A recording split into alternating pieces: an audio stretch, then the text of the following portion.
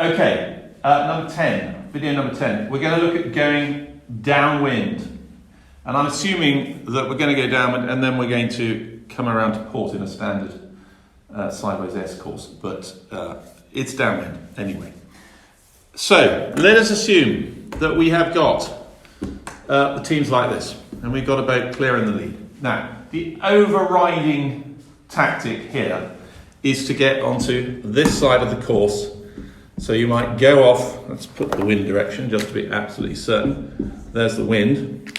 You're going off this way for obvious reasons, that you need the power of being on starboard to attack the boat behind if you want to get control of him. Now, one of the obvious things about team racing is learning when to go slowly. And you may even want to pull in your main to go slowly, because if you're too far ahead and you go over here to sort of lose some ground, there's a danger that when you jibe back you'll get your timing wrong. So one of the things you can do is actually just pull your main in and go slowly once you're down here to wait for him. And his tactic can be to also go slowly, because you have definitely got the controlling position. But of course, if he's going slowly, at least in terms of the blue, you're doing exactly what you want to happen, which is the fleet to compress. So the rest of it is about timing. And clearly, you're going to come up like this, and he has to keep clear under rule 11, windward boat keeps clear. Now, what is he going to do? Well, this is where the fun starts, because he may try and do this and go behind you, in which case, and the danger is he does that, and you go up like this, and he then comes around like this, and if he completes his jibe, this is important for the rules, assuming rule 17 is turned on, if he completes his jibe, and when he completes his jibe,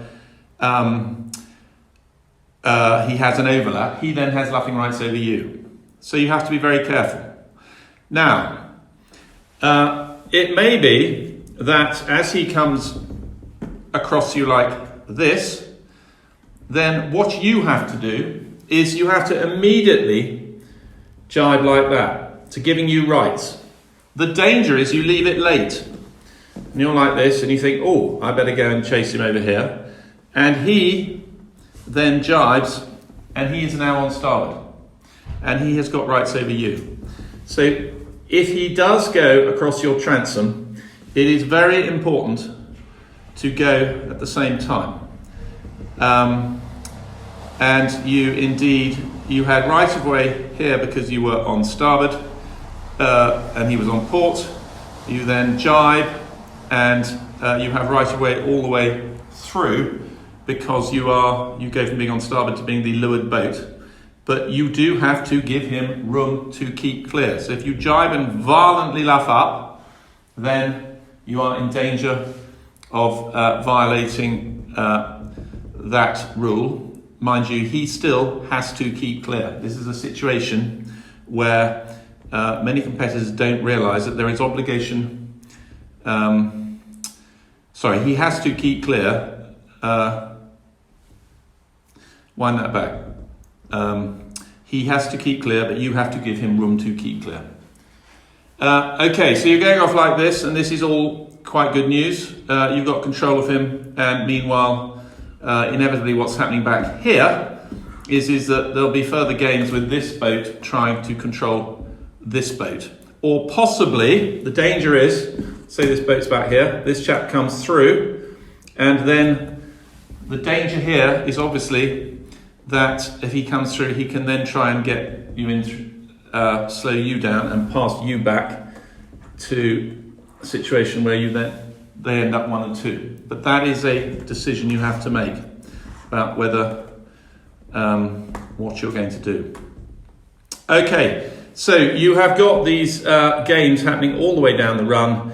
It is all about maintaining right of way, and making sure you are the leeward boat, and hopefully not only leeward boat but starboard boat. That is what it is all about. I think one of the important things is that, in a sense, the blue boat has got all the power, and the yellow boat is thinking this is terrible. And if he tacks round like this, then clearly you should tack round with him.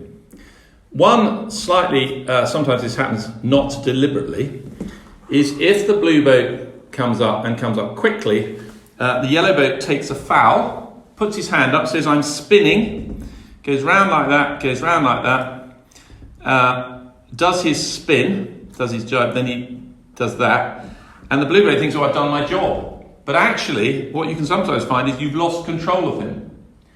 And you have to be very careful about that. Okay, that's the downwind leg.